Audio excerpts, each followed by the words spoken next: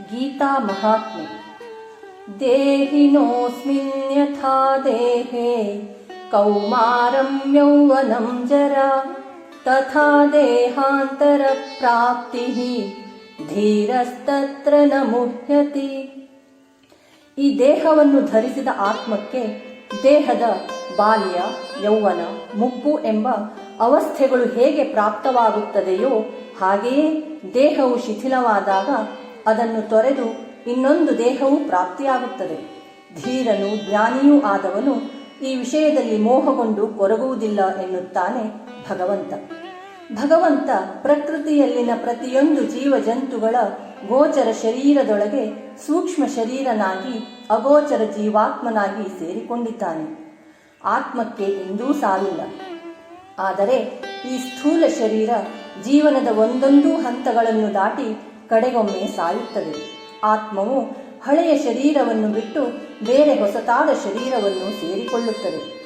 ಈ ಭೌತಿಕ ಶರೀರಕ್ಕೆ ಅದರ ಬಾಲ್ಯ, ಯೌವನ, ಮುಪ್ಪು, ಮರಣ ಹೀಗೆ ಬೇರೆ ಬೇರೆ ಹಂತಗಳಲ್ಲಿ ಮಾಡಿದ ಪಾಪ ಪುಣ್ಯಗಳ ಆಧಾರದ ಮೇಲೆ ಮುಂದಿನ ಜನ್ಮ ಮತ್ತು ಶರೀರ ಪ್ರಾಪ್ತಿಯಾಗುತ್ತದೆ.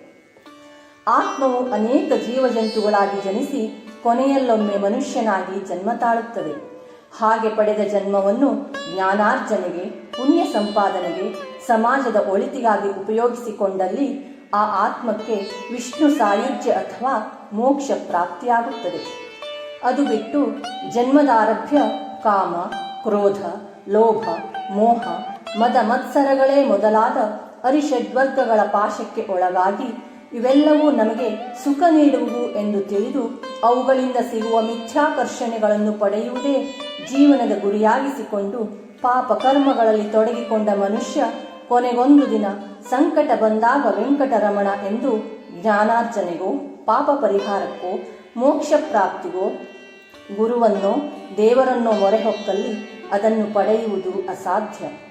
ಆದರೆ ಯಾರು ಜ್ಞಾನವೆಂಬ ಧೀರತನವನ್ನು ತೋರಿ ಕ್ಲಿಷ್ಟಕರವಾದ ಪರಿಸ್ಥಿತಿಯಲ್ಲೂ ಇಂತಹ ವಿಷಯೋಪಭೋಗಗಳಿಗೆ ಮನಸ್ಸು ಕೊಡದೆ ಆತ್ಮಶುದ್ಧಿಯನ್ನು ಹೊಂದಿ ಮುಕ್ತಿಯನ್ನು ಹೊಂದುತ್ತಾನೆಯೋ ಅವನು ಪ್ರಾಪಂಚಿಕ ಜಂಜಾಟಗಳಿಂದ ಮೋಹಿತನಾಗಿ ಕೊರಗುವುದಿಲ್ಲ ಎನ್ನುತ್ತಾನೆ ಭಗವಂತ.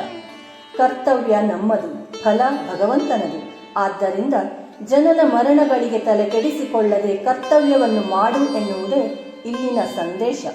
ಹರಿ ಓಂ.